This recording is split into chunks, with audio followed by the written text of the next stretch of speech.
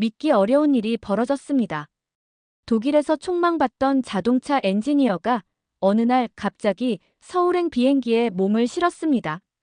연봉 15만 유로를 받던 그녀는 안정적인 삶을 뒤로하고 익숙지 않은 아시아의 도시로 떠났습니다. 더욱 놀라운 건 그녀가 한국에 대해 내린 결론이었습니다. 내 인생에서 최고의 선택이었어요. 독일에서 자부심 넘치던 엔지니어 안나는 어느새 서울의 매력에 흠뻑 빠져들고 있었습니다. 솔직히 저는 변화를 별로 좋아하지 않는 사람이에요. 안정적인 것이 최고라고 생각했거든요. 안나는 고개를 끄덕이며 그렇게 말했습니다. 7년 동안 다져온 커리어는 순조로웠습니다. 독일 최고의 공대에서 기계공학을 전공하고 독일 3대 자동차 기업 중 하나에서 승승장구했습니다. 그런 그녀가 갑자기 한국으로의 파견을 제안받았다고 하는데요. 과연 그녀는 어떤 경험을 하게 된 걸까요? 오늘은 독일의 자동차 엔지니어 안나 씨의 이야기를 소개해 드리겠습니다. 그날 아침도 평소와 다를 바 없었습니다. 카페에서 커피 한 잔을 들고 사무실로 향하던 길이었죠. 창밖으로는 프랑크푸르트의 아침 햇살이 부드럽게 내리쬐고 있었습니다. 책상 위에는 새로운 설계 프로젝트 서류가 놓여 있었죠. 모든 것이 완벽해 보였죠. 하지만 인생은 때로 우리가 예측하지 못한 방향으로 흘러갑니다. 정말 믿기지 않는 일이 벌어졌습니다. 독일에서 안정적인 커리어를 쌓아가던 제가 어느 날 갑자기 서울행 비행기에 몸을 실었습니다. 7년간 다니던 자동차 회사는 저에게 모든 걸 주었습니다. 최고의 기술팀, 높은 연봉, 그리고 남들이 부러워하는 자리까지요. 그런데도 저는 낯선 아시아의 도시로 떠나기로 결정했습니다. 그 이유요? 저도 처음에는 몰랐어요. 내 인생 최고의 선택이었다고 말할 수 있을까요? 이제는 자신있게 말할 수 있습니다. 저는 사실 변화를 좋아하지 않는 편입니다. 특히 커리어와 관련된 큰 변화는 더더욱 피하고 싶었죠. 독일 공대를 졸업하고 바로 입사해 자동차 설계 엔지니어로 승승장구했습니다. 회사는 저를 자동차의 미래를 설계하는 마법사라 불렀고 몇 번의 프로젝트 성공으로 인센티브도 두둑했죠. 모든 것이 완벽했습니다. 그날 아침도 여느 때와 다르지 않았어요. 프랑크푸르트 사무실 근처에서 라떼 한 잔을 사들고 책상으로 향하던 길이었습니다. 창밖으로 아침 햇살이 쏟아지고 있었죠. 하지만 인생은 때때로 우리가 예측하지 못한 방향으로 흘러가더라고요. 안나, 잠깐 이야기 좀 할까? 부사장님이 부르셨을 때 저는 기분 좋게 웃으며 회의실로 향했습니다. 그런데 그 다음에 나온 말은 예상 밖이었죠. 안나, 서울지사로 1년 파견을 가보는 게 어떻겠어요? 마틴 이사의 말에 저는 순간 손에 든 커피잔이 살짝 떨렸죠. 세계적인 자동차 회사 본사에서 최고의 자리를 향해 달려가던 제게 한국이라니, 더구나 아시아의 작은 나라로 가야 한다니 말이 되지 않았습니다. 죄송하지만 서울이요? 제 목소리에는 당혹감이 가득했습니다. 부사장님은 한국의 전기차 시장이 얼마나 급성장하고 있는지 설명했지만 제 귀에는 그저 핑계로만 들렸죠. 저는 유럽에서도 기술 강국인 독일에서 일하고 있었습니다. 그런데 갑자기 한국이라니요? 솔직히 말해 한국의 자동차 산업에 대해 깊이 생각해 본 적이 없었습니다. 독일과 일본이 자동차의 중심이지 한국은 아직이라는 선입견이 강했거든요. 회사 내부에서는 이미 소문이 돌고 있었습니다. 여성 임원 감축 계획이 시작됐고 해외 파견은 그저 우회적인 퇴출 수단이라고요. 사무실로 돌아오는 발걸음이 무거웠습니다. 책상에 앉아 한국을 검색하기 시작했죠. 화면에는 빽빽한 아파트들과 복잡한 거리, 야근하는 직장인들의 모습이 가득했습니다. 유튜브에서는 한국의 경직된 회사 문화를 비판하는 영상들이 끝없이 이어졌죠. 한국은 아직도 여성 엔지니어를 차별해. 그곳의 회사 문화는 너무 수직적이야. 일과 삶의 균형은 찾아볼 수 없어. 동료들의 말이 귓가에 맴돌았습니다. 부사장님은 한국 시장의 중요성과 기술 발전 가능성에 대해 길게 설명했지만 저는 잘 들리지 않았습니다. 솔직히 구조조정이라는 단어가 머릿속에서 떠나지 않았거든요. 회의실에서 나와 책상에 앉았지만 일이 손에 잡히지 않았습니다. 한국 직장 문화를 검색해봤어요. 그러자 화면에는 이런 글들이 떴죠. 경직된 회사 문화, 수직적 의사 결정 구조, 장시간 노동. 그걸 보면서 저는 한숨을 쉬었습니다. 아무래도 이건 피해야겠어. 퇴근 후 부모님께 전화를 걸었습니다. 엄마, 나 서울로 파견 갈지도 몰라. 어머니의 목소리는 금세 걱정으로 가득 찼습니다. 안나, 지금 내 자리가 얼마나 좋은지 알지? 굳이 왜 그 먼 나라로 가야 하니? 내가 얼마나 힘들게 여기까지 왔는데 여자 엔지니어로 산다는 게 쉽지 않다는 걸 너도 잘 알잖아. 아버지도 한마디 보태셨죠. 한국은 아직 자동차 산업으로는 일본이나 미국을 못 따라가. 내가 거기 가서 얻는 게 뭐야? 솔직히 저도 그렇게 생각했습니다. 맞아. 여기 있는 게 훨씬 낫겠지. 고개를 끄덕이며 전화를 끊었어요. 다음 날 아침 사무실로 향하는 길이었습니다. 엘리베이터 앞에서 동료들이 이야기하는 소리가 들렸죠. 안나 서울 파견 제안 받았다며? 근데 거절한다던데? 진짜? 그럼 내가 가볼까? 요즘 서울지사 잘 나간다던데. 그 말을 듣는 순간 가슴이 덜컥 내려앉았습니다. 서울지사가 핫하다니? 내가 너무 편협하게 세상을 보고 있었던 건 아닐까? 회사 카페테리아 앞에서 우연히 들은 대화는 저를 더욱 흔들어 놓았어요. 안나 서울 파견 제안 거절했대. 진짜 아쉽다. 너도 들었어? 현대차가 우리 기술보다 앞서가고 있다던데. 맞아. 특히 전기차 배터리 시스템은 이미 앞섰대. 안나가 가서 배워오면 좋을 텐데. 순간 가슴이 덜컥 내려앉았습니다. 제 심장이 빠르게 뛰기 시작했죠. 7년간 쌓아온 커리어, 그동안의 성과들이 주마등처럼 스쳐 지나갔습니다. 그리고 깨달았죠. 제가 얼마나 유럽 중심적인 시각으로 세상을 바라보고 있었는지를. 그날 저녁 집에 돌아와 다시 노트북을 열었습니다. 이번에는 한국 스타트업, 서울기술혁신 같은 키워드로 검색했죠. 놀랍게도 화면에는 삼성, 현대, 네이버 같은 글로벌 기업들과 역동적인 스타트업 생태계가 가득했습니다. 이 정도였어? 화면에 비친 서울은 제가 알던 것과는 전혀 달랐습니다. 현대, 기아, LG 같은 세계적인 기업들이 즐비했고 전기차 기술은 믿을 수 없을 만큼 발전해 있었죠. 자료를 찾아보는 동안 제 안에서 무언가가 변하기 시작했습니다. 그동안 제가 얼마나 좁은 시각으로 세상을 바라보고 있었는지 부끄러워졌습니다. 독일만이 자동차 기술의 중심이라고 생각했던 제 편견이 하나둘씩 깨지기 시작했죠. 다음 날 아침 저는 부사장님을 찾아갔습니다. 문을 두드리는 제 손이 여전히 떨렸지만 이번에는 다른 이유에서였습니다. 설렘과 기대, 그리고 약간의 두려움이 뒤섞인 감정이었습니다. 부사장님, 서울 파견건 아직 가능할까요? 손이 조금 떨렸지만 이번엔 두려움보다 설렘이 더 컸습니다. 그렇게 저의 서울행이 결정되었습니다. 준비하는 몇 주 동안 주변의 반응은 여전히 차가웠습니다. 하지만 이번에는 제 마음이 달라졌어요. 그들의 우려가 오히려 제 결심을 더 단단하게 만들었으니까요. 서울에 도착한 날, 저는 제 눈을 의심했습니다. 공항에서 내리는 순간부터 모든 게 예상과 달랐어요. 이게 한국이라고? 마침내 인천공항에 도착했을 때 저는 제 눈을 의심했습니다. 깔끔하고 현대적인 시설, 효율적인 입국 절차, 그리고 모든 곳에 깔린 최첨단 시스템까지. 인천공항은 상상 이상으로 깨끗하고 현대적이었습니다. 입국 심사도 빠르고 효율적이었죠. 독일 공항에서는 줄 서서 30분을 기다리는 게 일상이었는데 여기는 10분도 걸리지 않았습니다. 공항 철도에 올라탔을 때는 더 큰 충격이 기다리고 있었죠. 이게 말로만 듣던 한국의 지하철인가요?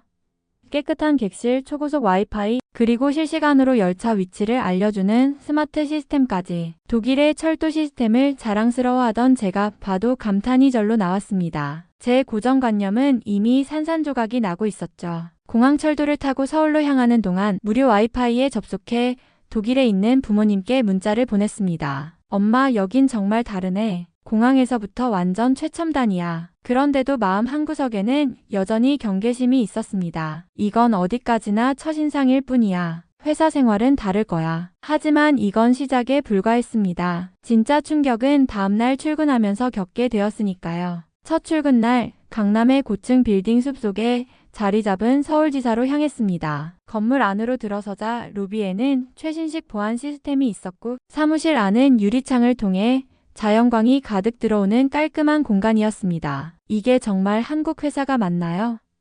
독일 본사보다 더 현대적이고 세련된 공간이 눈앞에 펼쳐졌습니다. 투명한 유리창을 통해 쏟아지는 햇살, 자연스럽게 배치된 식물들, 그리고 곳곳에 마련된 협업 공간까지 마치 실리콘밸리에 온 것 같았죠. 제 예상은 또 한 번 빗나갔습니다. 안나 씨 환영합니다. 팀장님이 반갑게 인사하며 영어로 환영해 주셨습니다. 그의 유창한 영어 실력에 놀랐습니다. 팀장님의 말투는 부드럽고 제가 예상했던 한국의 권위적인 상사와는 거리가 멀었죠. 한국 지사는 조금 다릅니다. 천천히 적응하시면 돼요. 동료들은 모두 친절했습니다. 하지만 여전히 경직된 회사 문화가 있을 거라는 편견이 있었어요. 오늘 오전에 팀 미팅이 있는데 무리하실 필요 없이 천천히 적응하시면 됩니다. 하지만 저는 바로 참석하고 싶다고 했습니다. 한국의 회의 문화가 궁금했거든요. 독일에서 들은 이야기로는 한국의 회의는 일방적인 지시와 보고로 이루어진다고 했습니다. 여성 엔지니어의 의견은 무시된다는 말도 많이 들었죠. 회의실에 들어섰을 때 저는 또 한 번 놀라지 않을 수 없었습니다. 둥근 테이블에 모든 직원이 자연스럽게 앉아 있었고 노트북을 켜고 자유롭게 의견을 주고받고 있었습니다. 계급이나 성별의 차이를 전혀 느낄 수 없었죠. 점심시간이 되자 팀원들이 다 함께 식당으로 이동했습니다. 안나 씨 같이 가시죠. 안나 씨, 우리 팀은 항상 같이 점심을 먹어요. 한국 음식은 다 같이 나눠 먹을 때가 가장 맛있거든요. 한국에서는 점심을 혼자 먹는 일이 드물다는 걸 그제서야 알았습니다. 식당에 도착하자 모두가 음식을 여러 개 시켜 나눠 먹었습니다. 저는 당황했어요. 독일에서는 각자 음식을 자기 것만 먹는 게 일반적이었으니까요. 독일에서는 상상할 수 없는 광경이었습니다. 각자 자신의 음식만 먹는 개인주의적인 문화와는 완전히 달랐죠. 이 반찬도 한번 드셔보세요. 팀원들이 제 접시에 반찬을 덜어주었고 그 모습이 꽤 인상적이었습니다. 감사합니다. 그런데 이렇게 나눠 먹는 게 한국에서는 자연스러운 건가요? 네, 한국에서는 음식도 마음도 나누는 게 당연하죠. 그때부터였습니다. 한국에서의 생활이 조금씩 따뜻하게 느껴지기 시작한 건요. 하지만 진짜 감동은 그날 퇴근길에 찾아왔습니다. 퇴근 후 지하철을 타고 집으로 가던 중 무언가 이상하다는 걸 느꼈습니다. 내 가방. 중요한 서류가 들어있는 가방을 지하철 대기실에 두고 내린 겁니다. 순간 머리가 하얘졌어요. 독일에서는 가방을 분실하면 다시 찾는 건 거의 불가능합니다. 이걸 어쩌지? 급하게 다시 지하철역으로 돌아가 역무원을 찾았습니다. 안녕하세요. 제가 가방을 두고 내렸는데요. 역무원은 차분하게 제 이야기를 들었습니다. 잠시만요. CCTV를 확인해 보겠습니다. 그는 몇 분간 모니터를 보며 지하철 차량을 확인했습니다. 그리고 믿기지 않는 말을 했습니다. 가방을 찾은 것 같아요. 다음 역에 보관되어 있습니다. 정말요? 이렇게 빨리요? 역무원은 미소를 지으며 말했습니다. 이런 일은 자주 있어요. 걱정 마세요. 10분 뒤 제 가방은 제 손에 돌아왔습니다. 독일이었다면 상상도 못할 일이었습니다. 독일에서는 있을 수 없는 일이에요. 이런 효율적인 시스템과 친절한 서비스라니. 아, 다행이네요. 서울 지하철에서는 흔한 일인걸요. 앞으로도 조심하세요. 고맙습니다. 정말 감사합니다. 연신 인사를 하며 역을 나서는데 마음속에서 무언가 따뜻하게 차올랐습니다. 이곳은 다르다. 사람들의 태도 자체가 따뜻하다. 그날 이후 저는 한국을 보는 눈이 완전히 달라졌습니다. 이 작은 사건은 제게 큰 깨달음을 주었습니다. 한국의 발전된 시스템은 세계 최고 수준이었고 그 속에 담긴 직원들의 따뜻한 정성과 책임감은 더욱 감동적이었죠. 독일의 지하철이 한국을 따라가려면 아직 멀었다는 생각이 절로 들었습니다. 가방을 찾은 날 이후 회사에서의 생활도 달라지기 시작했습니다. 그동안 저는 회사에서 업무적인 대화 외에는 불필요한 교류를 삼가는 편이었어요. 독일에서는 동료와 적당한 거리를 유지하는 게 일반적이었거든요. 그런데 한국에서는 다르더군요. 점심을 먹으러 갈 때도 퇴근 후에도 팀원들은 자주 저를 불렀습니다. 안나 씨, 오늘 저녁에 같이 가요. 퇴근하고 같이 치맥 어때요? 처음엔 낯설었습니다. 퇴근 후에는 그냥 집에 가서 쉬는 게 아닌가. 하지만 점차 그 자리가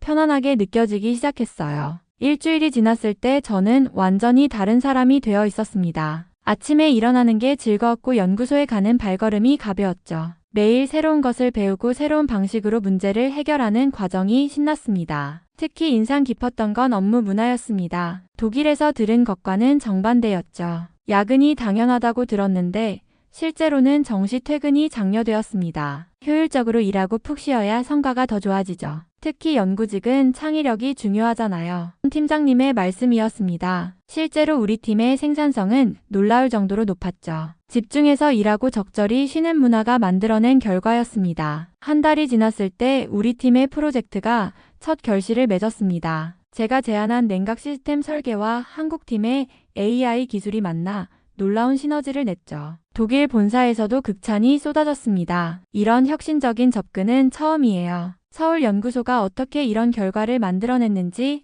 자세히 알고 싶습니다. 본사 연구소장의 메일이었습니다. 뿌듯했죠. 처음 파견 제안을 받았을 때의 불안과 걱정이 무색하게 느껴졌습니다. 어느 날 저녁 팀원들과 삼겹살집에서 회식을 했습니다. 테이블 한가득 고기와 반찬이 올려지고 숯불 위에 고기가 구워지기 시작했죠. 안나 씨, 고기 구우실 줄 아세요? 독일에서는 우리가 직접 구워서 먹지 않아요. 그러자 팀원들은 자연스럽게 고기를 구워 제 접시에 올려주었습니다. 여긴 다 같이 나눠 먹는 문화예요. 편하게 드세요. 강제로 술을 권하는 문화는 찾아볼 수 없었고 대신 편안한 분위기에서 서로의 이야기를 나누었습니다. 처음에는 어땠어요, 안나 씨? 한국 회사 문화가 많이 낯설죠? 같은 팀 팀원인 민지의 질문에 저는 솔직하게 대답했습니다. 사실 처음에는 많이 걱정했어요. 한국의 회사 문화가 수직적이고 경직되어 있다고 들었거든요. 특히 여성 엔지니어에 대한 편견이 있다고요. 하지만 직접 경험해보니 완전히 달랐어요. 오히려 독일보다 더 자유롭고 창의적인 것 같아요. 팀원들이 웃으며 고개를 끄덕였습니다. 그들도 알고 있었나 봅니다. 외부에서 바라보는 한국의 모습과 실제가 얼마나 다른지를. 한국의 기업 문화도 많이 변했어요. 예전의 수직적인 문화는 거의 사라졌죠. 대신 서로 존중하고 배려하면서도 효율적으로 일하는 방식을 찾아가고 있어요. 특히 연구개발 분야에서는 더욱 그래요. 팀장님의 설명에서 느껴졌죠. 한국 기업이 이뤄낸 변화와 혁신에 대한 자부심이었습니다. 한국에서의 생활이 점점 익숙해지던 어느 날 갑자기 독일에서 전화가 걸려왔습니다. 안나야, 엄마가 갑자기 많이 아프셔. 순간 손이 떨렸습니다. 독일에 있는 어머니가 급하게 수술을 받아야 하는 상황이었습니다. 어떻게 해야 하지? 순간 머리가 하얘졌습니다. 심장이 터질 듯이 뛰었죠. 급하게 비행기 표를 알아보았지만 당장 탈 수 있는 항공편은 매진이었어요. 가족들은 너무 멀리 떨어져 있어서 직접 해결할 수 없는 상황이었습니다. 그때 팀장님이 제 표정을 보고 물었습니다. 안나 씨, 무슨 일 있으세요? 조심스럽게 사정을 말씀드렸습니다. 어머니가 아프셔서 빨리 독일로 가야 하는데 비행기 표가 없어요. 잠시만요. 팀장님은 자리로 돌아가 전화를 걸기 시작했습니다. 독일어로 통화를 하시더니 루프트한자 항공 한국지사의 누군가와 이야기를 나누셨죠. 잠시 후 다시 돌아온 팀장님이 환하게 웃으며 말했습니다. 안나 씨, 비행기 표 구했습니다. 당장 내일 새벽 비행기예요. 순간 믿기지 않았습니다. 어떻게 하셨나요? 항공사에 직접 전화해서 알아봤어요. 걱정 마세요. 가족이 아플 땐 다들 돕는 게 당연하니까요. 그 말을 듣는 순간 저는 눈물이 나올 것 같았습니다. 그때 깨달았습니다. 이게 바로 진정한 정의구나. 독일에서는 상상도 할 수 없는 일이었죠. 상사가 직접 나서서 이렇게까지 해주는 건. 다행히 어머니의 수술은 성공적이었고 2주 후 다시 한국으로 돌아올 수 있었습니다. 복귀하자마자 팀장님과 팀원들은 저를 반갑게 맞아주었어요. 회사는 제가 없는 동안 제 업무를 나눠 맡아주었고 복귀하자마자 팀원들은 따뜻하게 맞아주었습니다. 이런 경험들이 쌓일수록 저는 더욱 확신이 들었습니다. 한국은 단순히 발전된 시스템을 가진 나라가 아니라 그 속에 따뜻한 정이 흐르는 곳이라는 걸요. 어머니는 괜찮으세요? 덕분에 잘 회복하셨어요. 모두 정말 감사합니다. 그때 깨달았습니다. 한국은 기술만 발전한 나라가 아니었습니다. 사람들의 마음까지도 깊고 따뜻한 곳이라는 걸요. 한국에서의 6개월이 지나고 회사에서 본사 복귀를 제안했습니다. 독일에서 저를 기다리고 있는 자리는 승진과 연봉 인상이 확실한 자리였습니다. 하지만 마음 한쪽이 묵직하게 가라앉는 걸 느꼈습니다. 정말 돌아가야 할까? 저는 이미 서울에서의 삶에 익숙해져 있었고 회사 동료들은 가족처럼 느껴지기 시작했으니까요. 퇴근 후 팀장님이 저를 불러 조용한 카페에서 이야기를 나눴습니다. 안나 씨, 사실 본사에서 연락이 왔어요. 서울지사의 새 프로젝트가 시작되는데 안나 씨가 함께하면 어떨까 하네요. 그 말을 듣는 순간 저는 이미 마음을 정하고 있었습니다. 네, 저 서울에 남겠습니다. 그날 밤 독일에 있는 부모님께 전화를 걸었습니다. 엄마, 아빠, 저 서울에서 조금 더 지내보려고요. 잠시 침묵이 흐른 후 어머니가 조용히 말씀하셨습니다. 그럴 줄 알았어. 내 목소리에서 이미 행복이 느껴졌거든. 그렇게 저는 한국에서 새로운 인생을 시작하게 되었습니다. 처음에는 이해할 수 없었던 이 문화가 지금은 제 인생에서 가장 소중한 시간이 되었죠. 독일 본사에서 화상회의를 할 때면 동료들이 물어봅니다. 안나, 정말 한국에서 계속 살 생각이야. 그럴 때마다 저는 자신 있게 대답합니다. 물론이죠. 여기는 단순한 파견지가 아니에요. 최고의 기술력을 가진 동시에 가장 따뜻한 마음을 가진 사람들이 있는 곳이에요. 얼마 전에는 독일에서 새로 파견 온 동료의 멘토가 되었습니다. 그 직원도 처음에는 저처럼 많은 편견을 가지고 있었죠. 저는 독일에서 새로 파견 온 동료에게 말합니다. 열린 마음으로 지내보세요. 당신의 생각을 완전히 바꿔놓을 테니까요. 매일 아침 출근길 지하철을 탈 때면 그날의 영무원님이 떠오릅니다. 작은 친절이 누군가의 인생을 바꿀 수 있다는 걸 가르쳐 주신 분이죠. 덕분에 저는 세계에서 가장 효율적이고 정이 넘치는 도시 서울에서 새로운 삶을 시작할 수 있었습니다. 그리고 이제 저는 압니다. 제가 한국에서 찾은 건 단순한 일자리가 아닌 제 인생의 새로운 고향이었다는 것을요. 이곳이 이제는 제 두 번째 고향입니다. 이제 저는 확신합니다. 한국은 단순히 기술이 뛰어난 나라가 아니라 사람들이 서로를 배려하고 따뜻하게 감싸주는 나라라는 것을요. 오늘 사연은 독일에서 한국으로 파견을 오게 된 안나 씨가 보내온 사연을 전해드렸습니다. 사연 보내준 안나 씨에게 감사드리고 영상 시청해주신 시청자님들과 구독자님들께도 감사드립니다. 오늘의 이야기가 마음에 드셨다면 구독과 좋아요 부탁드립니다. 감동 포켓은 계속해서 여러분께 좋은 이야기를 들려드리도록 하겠습니다. 다음 영상에서 또 인사드리겠습니다.